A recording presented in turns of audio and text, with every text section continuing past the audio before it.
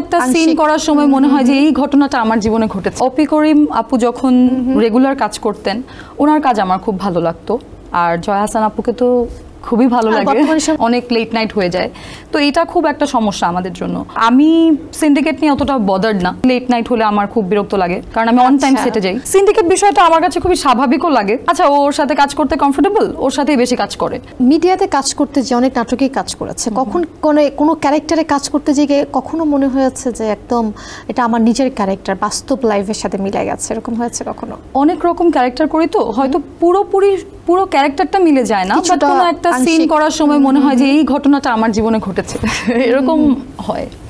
আচ্ছা, তো একটা চরিত্র যখন তুমি ঢোকো, একটা চরিত্র যখন অফার পাও, আসলে সেই চরিত্রের সাথে মানিয়ে নেওয়ার একটা ব্যাপার থাকে, গুছিয়ে নেওয়ার একটা ব্যাপার থাকে। ওই চরিত্রের ভিতরে তুমি কিভাবে ঢোকো, নিজেকে কিভাবে মানিয়ে নাও? আমি প্রথমে তো আমরা স্ক্রিপ্টটা পড়ি, বাসায় থাকি বা অন্য কোনো সেটে আছি বা অন্য কোথাও আছি, স্ক্রিপ্টটা পড়ি। তো স্ক্রিপ্টটা যখন আমি পড়ি, আমি তো ডায়লগগুলো পড়ি, তো ওই মোমেন্টেই আমি নিজেকে ওই জায়গায় দেখা শুরু করি। এটাই আমার ফার্স্ট স্টেপ থাকে, যে আমি নিজেকে ওই জায়গায় দেখা শুরু করি, অ্যান্ড আমি মনে মনে অ্যাক্টিংও করতে থাকি। স্ক্রিপ্টটা যখন পড়ি, আমি ফুল স্ক্রিপ্ট পড়ে আমি সেটে যাই।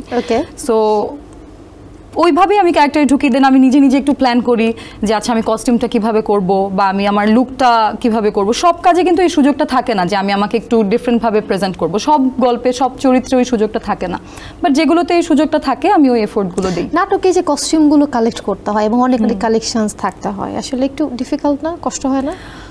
বেশ ডিফিকাল্ট। টানা কাজ থাকলে আরো বেশি ডিফিকাল্ট, কারণ টানা কাজ থাকলে আমরা ওই গ্যাপটা পাই না যে আমি আরেকটা কাজের জন্য সবকিছু রেডি করব। এক একটা ক্যারেক্টারে তো এক এক রকমের আউটফিট লাগে, অনেক ধরনের কাপড় চোপড় আমরা রিপিট করি, ডেফিনেটলি রিপিট করি, বাট রিপিটটাও অনেক বুঝে শুনে করতে হয়। এই বিষয়টা যাতে দর্শক না বোঝে। দর্শক এমন দর্শক আসলে বোঝে না, দর্শক আসলে বোঝে, বাট আমরা যেটা করি কস্টিউমটা একটু ডিফারেন্ট ভাবে পরি, হয়তো একটা কাজে একভাবে পড়লাম, আরেকটা কাজে একটু অন্যভাবে পড়লাম, এই জিনিসটা করা হয়। মিডিয়াতে আসলে কাদের কাজ তোমাকে অনুপ্রাণিত করেছে কিংবা করে, যাদের কাজ দেখলে খুব ভালো লাগে, কাজ করতে ইচ্ছা করে? একটা সময়ে, এখনো ইনফ্যাক্ট, বাট অপি করিম আপু যখন রেগুলার কাজ করতেন, ওনার কাজ আমার খুব ভালো লাগতো। আর জয়া আহসান আপুকে তো খুবই ভালো লাগে, আগেও ভালো লাগতো, এখনো ভালো লাগে। আর বর্তমানে একদম এই ট্রেন্ড, এই জেনারেশনে যারা কাজ করছে, এদের মধ্যে কেউ আছে? এদের মধ্যে সবাইকেই কম বেশি ভালো লাগে, বাট স্পেসিফিক করে বলা যাবে না। Diplomatic answer. ওকে, তো একজন শিল্পী আসলে তার সবচেয়ে বড় চ্যালেঞ্জ কি মনে হয় তোমার কাছে কাজ করার ক্ষেত্রে? আমাদের টাইম ম্যানেজমেন্ট, এটা খুব বড় একটা চ্যালেঞ্জ কাজের ক্ষেত্রে, কারণ আমাদেরকে টাইমলি সেটে যেতে হয়। যদি টাইমলি সেটে না যাই, তাহলে টাইমলি সেট থেকে বেরোতে পারি না, অনেক লেট নাইট হয়ে যায়। তো এটা খুব একটা সমস্যা আমাদের জন্য, যে যখন অনেক বেশি লেট নাইট হয়ে যায়, আমরা তো আমাদের সোসাইটিটা কিন্তু অনেক ধরনের চ্যালেঞ্জ থাকতে পারে। সিন্ডিকেটের যে একটা ব্যাপার থাকে, তারপরে একটা নেপোটিজমের একটা ব্যাপার থাকে, অনেক কিছু থাকে, অনেক কিছুই থাকে।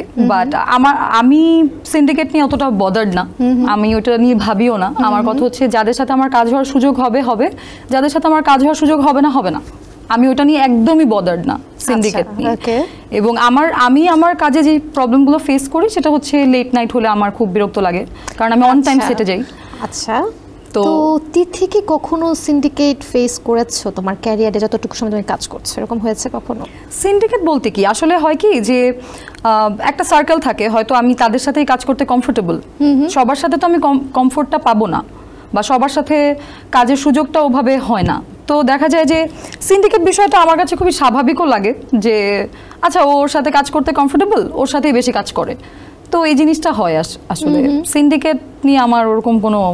এসএমসির emergency contraceptive pill Norix one, অরক্ষিত মিলনের 72 ঘন্টার মধ্যে এর একটি মাত্র পিল আপনাকে করবে টেনশন ফ্রি। এসএমসির নরিক্স ওয়ান, এক পিলের সমাধান।